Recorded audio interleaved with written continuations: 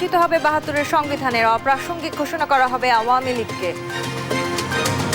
মুজিববাদী সংবিধানটা কিভাবে গণমানুষের আকাঙ্ক্ষাকে বিনষ্ট করেছে এবং ঠিক কিভাবে এটার আমরা রিপ্লেসমেন্ট করতে চাই, সেটিরই হচ্ছে বই প্রকাশ হবে, সেটিরই হচ্ছে ঘোষণা হবে প্রোক্লেমেশন অফ জুলাই রেভলিউশনের মধ্যে।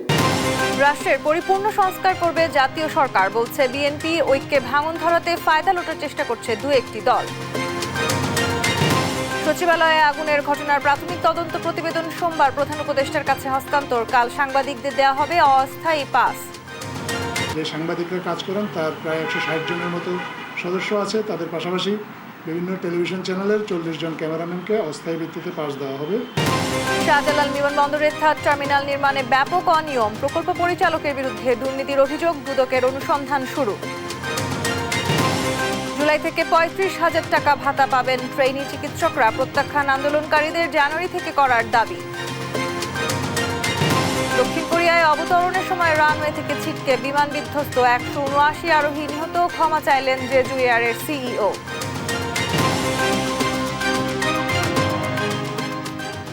সংবাদ রাতে দেখছিলেন একেএসটিএম টিভার সংবাদ শিরোনাম, সঙ্গে আছি আমি তাসনুভা তন্নি। ৩১ ডিসেম্বর জুলাই বিপ্লব ঘোষণাপত্রের মাধ্যমে ৭২-এর সংবিধানের কবর রচিত হবে, অপ্রাসঙ্গিক ঘোষণা করা হবে আওয়ামী লীগকে। সকালে সংবাদ সম্মেলনে এই কথা জানান বৈষম্য বিরোধী ছাত্র আন্দোলনের আহ্বায়ক হাসানাত আব্দুল্লাহ। এ সময় জাতীয় নাগরিক কমিটির মুখ্য সংগঠক সার্জিস আলম বলেন, বিপ্লবের ঘোষণাপত্র আরও আগেই দেয়া প্রয়োজন থাকলেও সহযোগিতা করেনি রাষ্ট্র। বিস্তারিত সাদ আহমেদের রিপোর্টে। মুজিববাদী সংবিধান কবরস্থ করার ঘোষণা দিয়েছেন বৈষম্য বিরোধী ছাত্র আন্দোলনের আহ্বায়ক হাসনাত আব্দুল্লাহ। রোববার দুপুরে রাজধানীর বাংলা মোটর কার্যালয়ে বৈষম্য বিরোধী ছাত্র আন্দোলনের সংবাদ সম্মেলনে তিনি এ ঘোষণা দেন। যেখান থেকে এক দফার ঘোষণা দেওয়া হয়েছে, ঠিক সেই জায়গা থেকে মুজিববাদী ৭২-এর সংবিধানের কবর রচিত হবে। তিনি আরো বলেন, আওয়ামী লীগ গণমানুষকে মানুষ হিসেবে স্বীকৃতি না দিয়ে নির্যাতন, নিপীড়ন, গুম, খুন এবং হত্যার রাজনীতি করেছে। যেখান থেকে এক দফার ঘোষণা দেওয়া হয়েছে, ঠিক সেই জায়গা থেকে মুজিববাদী ৭২-এর সংবিধানের কবর রচিত হবে। যারা গণমানুষকে মানুষ হিসেবে স্বীকৃতি না দিয়ে নির্যাতন, নিপীড়ন, গুম এবং খুন এবং হত্যার যারা রাজনীতি করেছে, নাৎসিবাদী এই দলটিকে সেখান থেকে বাংলাদেশে অপ্রাসঙ্গিক ঘোষণা করা হবে। অন্যদিকে জাতীয় নাগরিক কমিটির মুখ্য সংগঠক সার্জিস আলম বলেন, বিপ্লবের ঘোষণাপত্র আরও আগেই দেওয়া প্রয়োজন ছিল, তবে রাষ্ট্রকে এগিয়ে নিতে বিভিন্ন সেক্টর থেকে সহযোগিতা পাওয়া যায়নি। এই ঘোষণাপত্র বাংলাদেশের একটি দলিল হয়ে থাকবে, প্রতিফলন ঘটবে মানুষের আশা আকাঙ্ক্ষার। আমাদের এই জুলাই বিপ্লবের যে ঘোষণাপত্র, সেটি আমরা আমাদের জায়গা থেকে মনে করি অবশ্যই ঘোষণা করা আরো আগে প্রয়োজন ছিল। এই ঘোষণাটি আমাদের সামগ্রিকভাবে পুরো বাংলাদেশের একটি লিখিত দলিল হিসেবে থাকবে। ২৪-এর বিপ্লবে কি হয়েছে, কোন বিষয়ের প্রেক্ষাপটে এবং এই ২৪-এর বিপ্লবের পরবর্তী কেমন হওয়া উচিত, সেই প্রেক্ষাপটে একটি আকাঙ্ক্ষার যাত্রা হবে এটি। তার আলোকেই হবে আগামীর বাংলাদেশের ঘোষণাপত্র। সাদ আহমেদ, দেশ টিভি, ঢাকা। গুটি কয়েক লোকের ইশারায় কথা বলে জাতিকে বিভক্ত না করতে বৈষম্য বিরোধী আন্দোলনের ছাত্রদের প্রতি আহ্বান জানিয়েছেন বিএনপির স্থায়ী কমিটির সদস্য মির্জা আব্বাস। গেল ১৭ বছরে গুম, খুন ও নির্যাতনের শিকার হয়ে বিএনপি আন্দোলনের ভিত্তি রচনা করেছে দাবি করে বলেছেন, ষড়যন্ত্রকারীরা সুযোগ পায় এমন বিভেদ তৈরি ঠিক হবে না। স্থায়ী কমিটির আরেক সদস্য আমির খসরু মাহমুদ চৌধুরীর দাবি, সংস্কার নিয়ে কাউকে চিন্তা করতে হবে না, আগামীর জাতীয় সরকার পরিপূর্ণ সংস্কার বাস্তবায়ন করবে। সাইফুর রিপনের প্রতিবেদন। নয়াপল্টনে সাংবাদিকদের সাথে মত বিনিময় সভার আয়োজন করে ঢাকা মহানগর দক্ষিণ বিএনপির নবগঠিত কমিটি। ফ্যাসিবাদ মুক্ত বাংলাদেশ হয়েছে, সেটা যাতে দুই একজনের কারণে আমাদের এই বদনামের শিকার হতে না হয়, সেজন্য আমরা কাজ করব।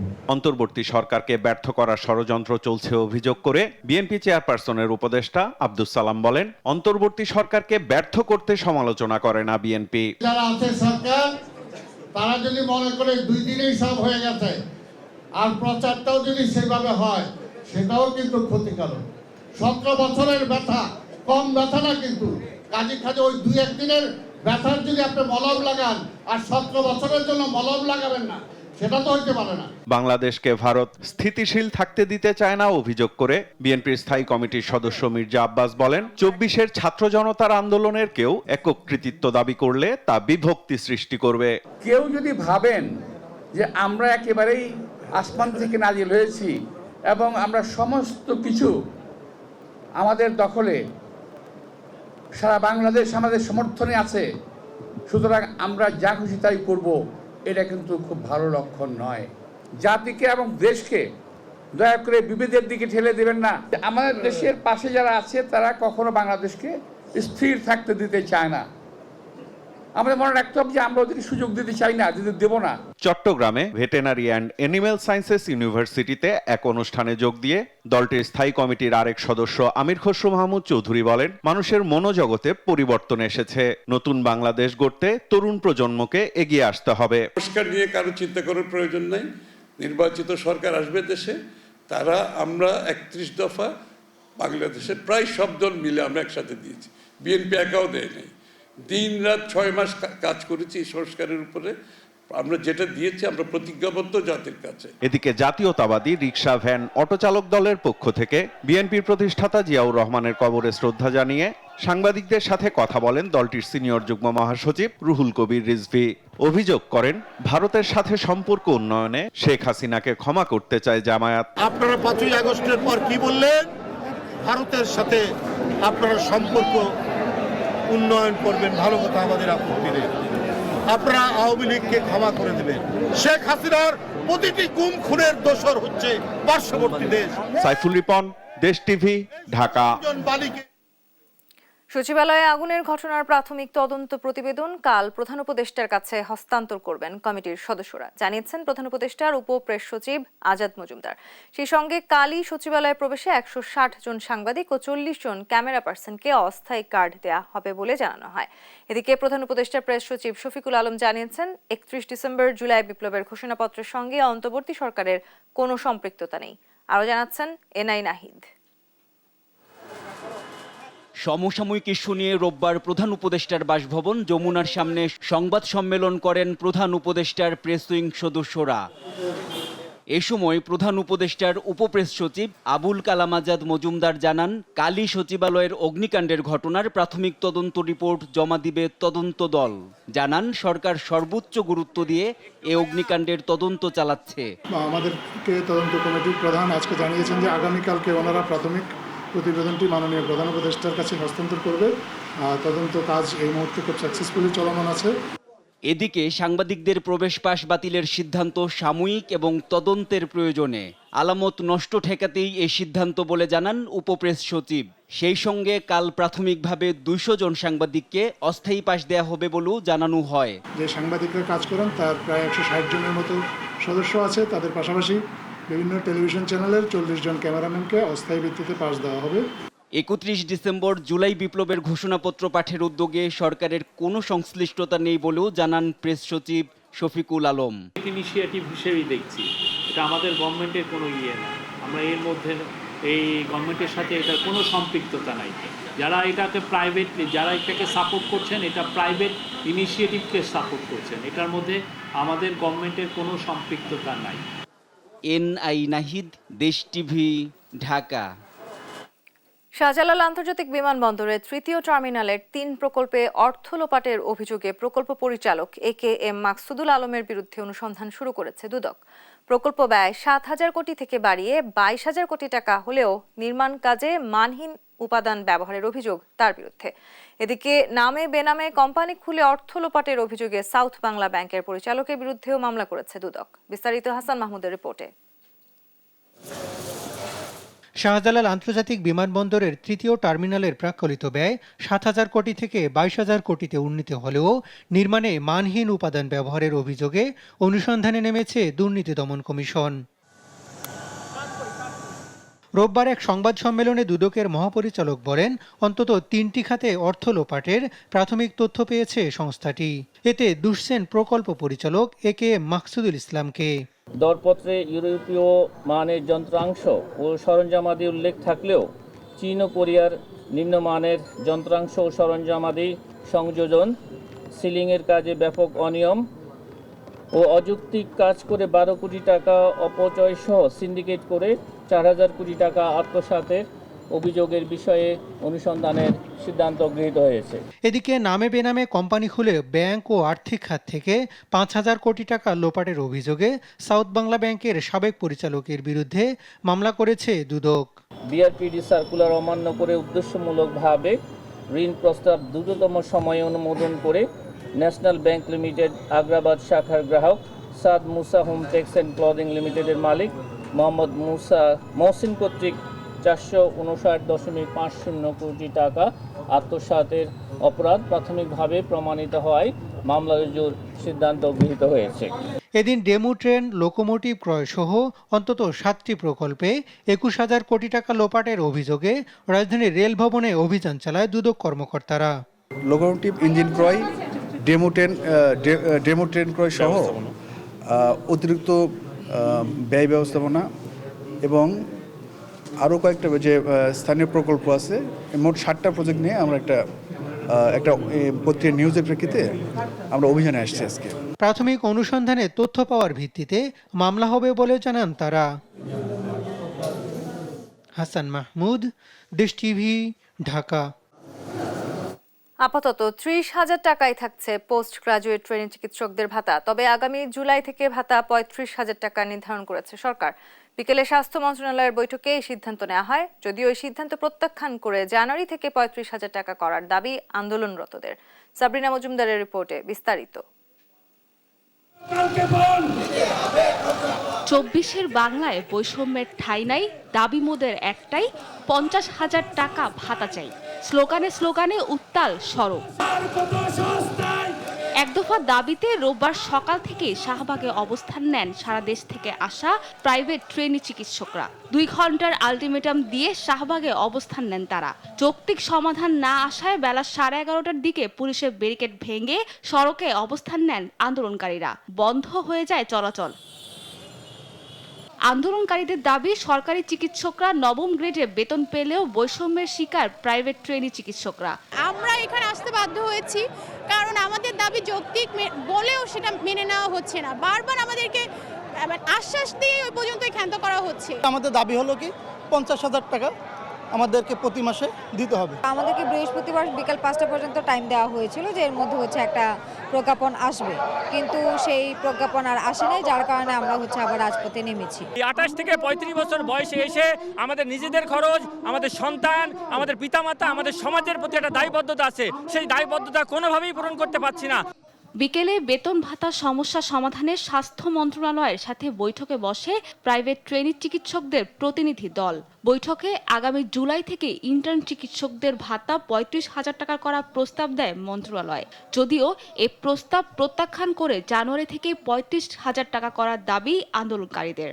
জানুয়ারি থেকে 30,000 টাকা করা এবং পরবর্তী জুলাই থেকে 35,000 টাকা করার কথা ওনারা বলতেছে, বাট এটা অত্যন্ত অযৌক্তিক এবং এটা আমাদের সাথে প্রহসন।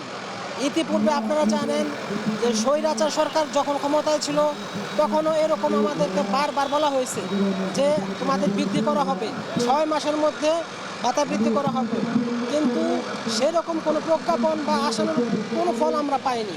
কর্মবিরতির ডাক দিয়ে গত সপ্তাহেও একই দাবিতে সড়ক অবরোধ করে এই চিকিৎসকরা। সাবরিনা মজুমদার, দেশ টিভি, ঢাকা। বিভিন্ন ধরনের ভুল এবং অপতথ্য ছড়ানো হচ্ছে, সেসবের বিরুদ্ধে জবাব দিতে সচেষ্ট আছে অন্তর্বর্তী সরকার। বিকেলে ফরেন সার্ভিস একাডেমিতে বাংলাদেশ ব্র্যান্ড ফোরাম আয়োজিত এক অনুষ্ঠানে এইসব কথা বলেন পররাষ্ট্র উপদেষ্টা তৌহিদ হোসেন। এ সময় তিনি আরো বলেন, বাংলাদেশ জ্ঞান এবং প্রযুক্তিগত উৎকর্ষ সাধনে অনেক দূরে গিয়েছে। আমরা এটিকে বিশ্বমানের করতে কাজ করে যাচ্ছি। সবার সাথে সহযোগিতামূলক মনোভাব নিয়ে বাংলাদেশ এগিয়ে যাবে। তরুণদের মেধার সঠিক ব্যবহার ও যুগোপযোগী প্রাতিষ্ঠানিক পরিবর্তনে এই সরকার অঙ্গীকারাবদ্ধ। জ্ঞান ও মেধায় বিশ্বের সাথে তাল মেলাতে যা যা করা দরকার তার সবকিছুতেই সহযোগিতা করবে অন্তর্বর্তী সরকার। As we convene today under the theme Transforming Bangladesh Through Knowledge Remittance, we are reminded of the immense potential of our nation and the crucial role that each of you, our non-resident Bangladeshis, play in shaping its future. These reforms, the current interim government is steadfast in its efforts to bring about meaningful reforms, because this responsibility has been thrust on this government by the young generation who have brought about this revolution. শেরপুরে বাস CNG মুখোমুখি সংঘর্ষে নিহত হয়েছেন 6 জন। বেপরোয়া যান চলাচলের কারণে প্রায়শই দুর্ঘটনা ঘটছে শেরপুরের আঞ্চলিক মহাসড়কে। সহকর্মী মুজাহিদুল ইসলামের পাঠানো তথ্যছবিতে সালমা জাহানের ডেস্ক রিপোর্ট। রোববার বেলা 12টার দিকে শেরপুর ঢাকা আঞ্চলিক মহাসড়কের ভাতশালা জোড়া পাম্প এলাকায় যাত্রীবাহী বাস ও সিএনজির মুখোমুখি সংঘর্ষ হয়। এতে সিএনজিটি দুমড়ে মুচড়ে যায়। ঘটনাস্থলে মারা যান সিএনজির 5 জন যাত্রী। এ সময় স্থানীয়রা গুরুতর আহত আরেকজন সিএনজি যাত্রীকে উদ্ধার করে শেরপুর জেলা সদর হাসপাতালে নিয়ে যায়। সেখানে কর্তব্যরত চিকিৎসক তাকে মৃত ঘোষণা করেন। ফায়ার সার্ভিস কর্মকর্তা জানান, খবর পেয়ে তাৎক্ষণিক 3টি ইউনিট ঘটনাস্থলে এসে কার্যক্রম চালায়। মরদেহ হাসপাতালের মর্গে পাঠানো হয়েছে। প্যাসেঞ্জারই হচ্ছে আপনার সিএনজি যাত্রী, এখানে পথচারীও ছিলেন না। আর বাসের বেপরোয়া গতির জন্য হয়তো এই দুর্ঘটনা ঘটে থাকতে পারে আমরা মনে করছি আর কি। স্থানীয়রা জানান, হরহামেশাই শেরপুরের বিভিন্ন এলাকায় সড়ক দুর্ঘটনায় অনেক মানুষের প্রাণ যাচ্ছে। তাদের দাবি, সরকার যেন যানবাহন চলাচলে সড়ক আইন প্রয়োগ করে কার্যকর ব্যবস্থা নেয়।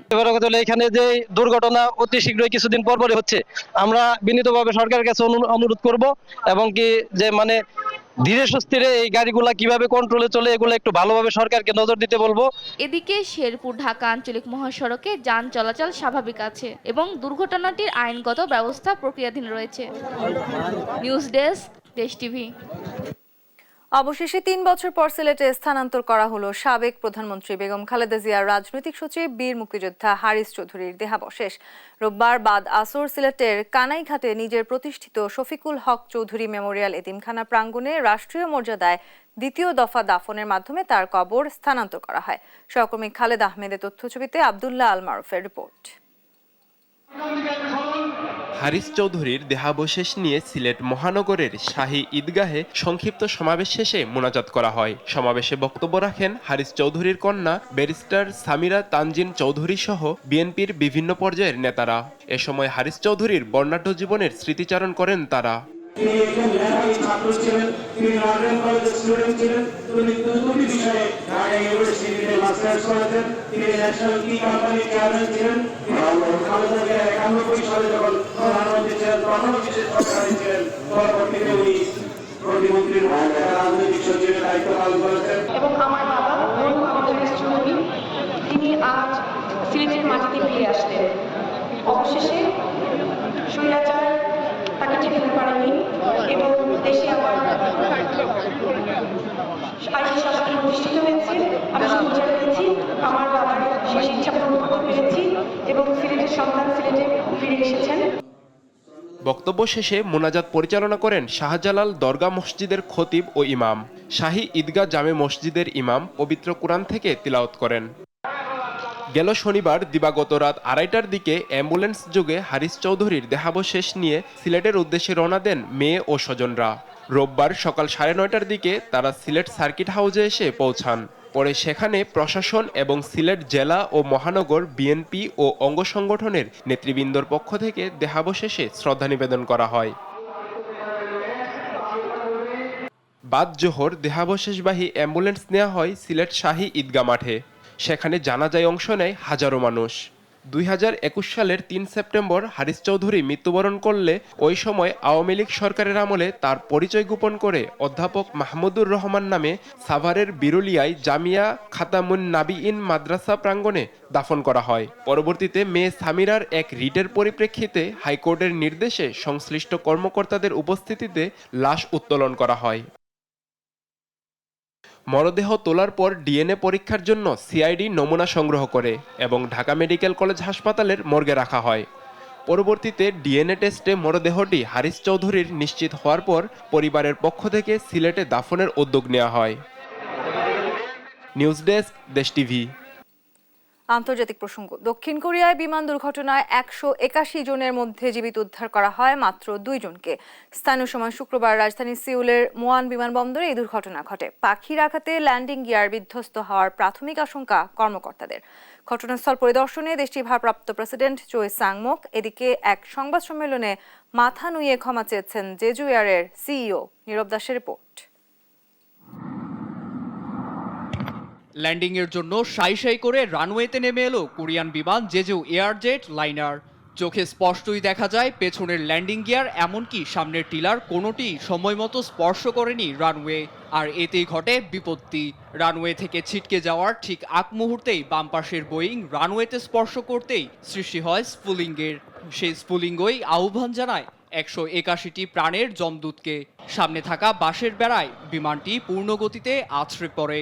এতে অ্যালুমিনিয়ামের তৈরি বিমানটির অগ্রভাগ দুমড়ে মুচড়ে এক পলকে আগুন লেগে যায়। স্ফুলিঙ্গ পরিণত হয় অগ্নিপিণ্ডে। দেশটির বিমান কর্তৃপক্ষের বরাতে বার্তা সংস্থা ইউনহাব জানায়, বেশ কয়েকটি দমকল কর্মী এ আগুন নিয়ন্ত্রণে তৎপরতা শুরু করে। এমনকি সঙ্গে সঙ্গে সেখানে উদ্ধার অভিযান পরিচালনা করা হয় বলে জানান মুয়ান বিমানবন্দরের জরুরি উদ্ধার কর্মীরা। তবে এ আগুন থেকে প্রাণে বাঁচা আসলেই দুষ্কর। এ খবর ছড়াতেই মুহূর্তে বাড়ে আরোহীদের পরিবারের আহাজারি। ঘটনাটি এমন এক সময়ে ঘটেছে যখন দেশটি একটি রাজনৈতিক সংকটের মধ্য দিয়ে যাচ্ছে। অভিশংসনের মাধ্যমে সম্প্রতি অপসারণ করা হয় দেশটির প্রেসিডেন্ট ইউন সুক ইউলকে। বর্তমানে রাষ্ট্র পরিচালনার ভার পড়েছে ভারপ্রাপ্ত প্রেসিডেন্ট চোই সাং মুকের ওপর। এতে উন্নত প্রযুক্তির ব্যবহার সহ সর্বশক্তি প্রয়োগ করে এর উদ্ধার অভিযান পরিচালনার নির্দেশ দিয়েছেন তিনি। এছাড়া যান্ত্রিক ত্রুটির কারণ খতিয়ে দেখতে একটি তদন্ত কমিটি গঠনের তাগিদ দিয়ে শোক প্রকাশ করেন তিনি। 우방국 그리고 국제사회와의 협력에 힘써주기 바랍니다. জেজু এয়ার জানায়, বিমানটিতে 737-800 সিরিজের বোয়িং ব্যবহার করা হয়েছিল। এতে ঘরের আঙিনাতে ফিরেও চৌকাঠে পা রাখতে না পারা এসব মানুষের বিদেহী আত্মার প্রতি শ্রদ্ধা প্রকাশ করে বোয়িং ইন্টারন্যাশনাল। সমবেদনা জানান বিদেহীদের পরিবারের প্রতি।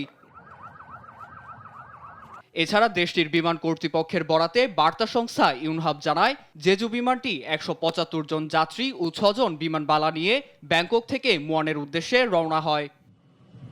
নীরব দাস, নিউজ ডেস্ক, দেশ। বিপিএল এর 11তম আসর শুরু কাল। উদ্বোধনী ম্যাচে বর্তমান চ্যাম্পিয়ন ফরচুন বরিশালের প্রতিপক্ষ দুর্বার রাজশাহী। মিরপুর শেরেবাংলা স্টেডিয়ামে দুপুর 1:30টায় শুরু হবে ম্যাচটি। এদিকে দিনের দ্বিতীয় ম্যাচে সন্ধ্যা 7টায় ঢাকা ক্যাপিটালসের মুখোমুখি হবে রংপুর রাইডার্স। রিফাত আঞ্জুমের match preview. Bangladesh premier league BPL এর উদ্বোধনী ম্যাচেই মাঠে নামবে বর্তমান চ্যাম্পিয়ন ফরচুন বরিশাল, আর তাদের প্রতিপক্ষ নতুন ফ্র্যাঞ্চাইজি নিয়ে গঠিত দল দুর্বার রাজশাহী। কাগজে কলমে এবারে বিপিএল এর সবচেয়ে হেভিওয়েট দল বরিশাল। তামিম, মুশফিক মাহমুদুল্লাহ থেকে শুরু করে Kyle Mayers, David Malan, Mohammad নবীর মতো তারকার ঠাসা দল শুরুটা করতে চায় জয় দিয়ে, জানিয়েছেন তামিম ইকবাল। এই বছরটা আমার defending champion will definitely try to defend the title, আর individually I will just try and do my best. আমি যে কোনো ব্যাটসম্যানের মতোই চাবো যে কালকে একটা ভালো স্টার্ট করতে পারি। অন্যদিকে রাজশাহী দলে বিদেশি তারকা ক্রিকেটার নেই বললেই চলে, তবে তাসকিন, এনামুল হক বিজয়, জিসান আলম, আকবর আলী, ইয়াসির আলী রাব্বির মতো দেশীয় তারকাদের উপর আস্থা দলটির। রাজশাহীর পাকিস্তানি হেড কোচ ইজাজ আহমেদ জানিয়েছেন, প্রতিপক্ষের কথা বিবেচনা না করে মাঠের খেলার দিকে মনোযোগ দিতে চান। প্রতিপক্ষ কে বা কতটা শক্তিশালী সেটা নিয়ে ভাবার সময় নেই। মাঠের লড়াইয়ে জেতার জন্য মানসিকতাটাই বড় বিষয়। জয়ের জন্যই মাঠে নামবো।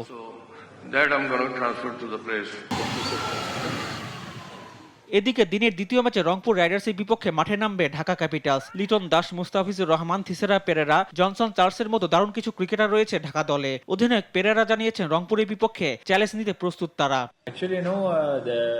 আমি বিপিএলে বেশ কয়েকবার খেলেছি, ভালো একটা ধারণা আছে। আমাদের দলে ভালো কিছু ক্রিকেটার রয়েছে। লিটন আমাদের জন্য গুরুত্বপূর্ণ ক্রিকেটার, মাঠে সেরাটা দিতে চাই।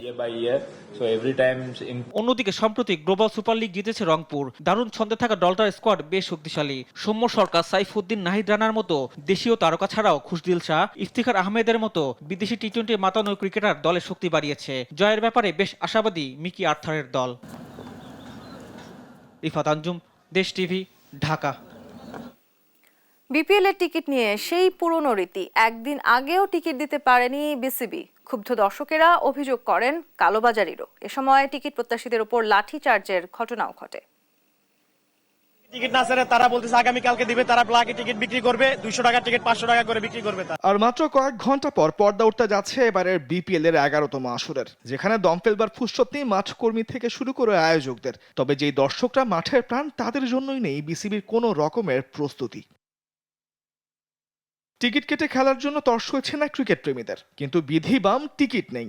ডিজিটাল প্ল্যাটফর্ম অনলাইনে টিকিট বিক্রির কথা থাকলেও সেটা বিকল, তাই বাধ্য হয়ে দর্শকরা হাজির মিরপুরের হোম অফ ক্রিকেটে। 8টায় আসছি টিকিটের জন্য, ঠিক আছে, ওয়েবসাইট বন্ধ, তারপরে ভাবলাম যে সরাসরি টিকিটটা কিনতে যাই।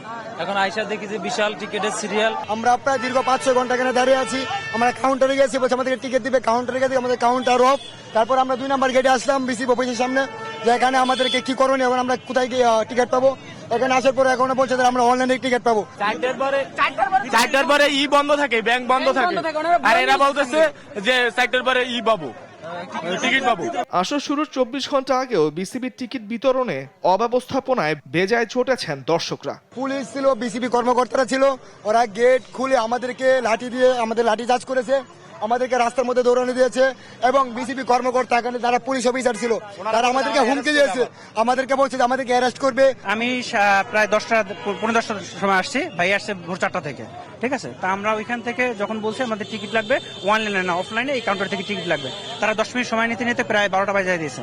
তারা আইসা লাস্ট ডিক্লারেশন হলো এটা ওয়েবসাইট টিকিট পাওয়া যায়, ঠিক আছে। আমরা ওয়েবসাইট সার্চ দিয়েছি, ওয়েবসাইট আসলে আসে না। বিসিবি জানিয়েছে বিপিএল কর্তৃপক্ষের নির্দিষ্ট করে দেওয়া মধুমতি ব্যাংকের 7টি আউটলেটে বিকেল 4টা থেকে সন্ধ্যা 6টা পর্যন্ত আজ পাওয়া যাবে টিকিট। আর ম্যাচ ডেতে সেই ব্রাঞ্চগুলোতেই পাওয়া যাবে টিকিট সকাল 10টা থেকে বিকেল 4টা পর্যন্ত। তামিমুর রহমান, স্পোর্টস ডেস্ক, দেশ টিভি। ভোক্তা জরিপে টানা ষষ্ঠবারের মতো দেশীয় ও বহুজাতিক শীর্ষ ব্র্যান্ডগুলোর মধ্যে সবচেয়ে সেরা ব্র্যান্ড নির্বাচিত হয়েছে বিকাশ। গেল বৃহস্পতিবার বেস্ট ব্র্যান্ড অ্যাওয়ার্ড অনুষ্ঠানে বাংলাদেশ ব্র্যান্ড ফোরামের প্রধান উপদেষ্টা ডক্টর সৈয়দ ফারহাত আনোয়ারের হাত থেকে এই সম্মাননা ক্রেস্ট ও সার্টিফিকেট গ্রহণ করেন বিকাশের প্রধান নির্বাহী কামাল কাদির। বাজার গবেষণা প্রতিষ্ঠান ইনসার্চ লিমিটেড ও ইংরেজি দৈনিক দ্য ডেইলি স্টারের যৌথ জরিপে 8 বিভাগ থেকে অংশ নেয় 11,200 ভোক্তা। আয়োজনে দেশের সবচেয়ে সেরা ব্র্যান্ড সহ মোট 7টি বেস্ট ব্র্যান্ড অ্যাওয়ার্ড দেওয়া হয়। পাশাপাশি 44টি ক্যাটাগরির দ্বিতীয় ও তৃতীয় মোস্ট লাভড ব্র্যান্ডের নামও ঘোষণা দেওয়া হয়।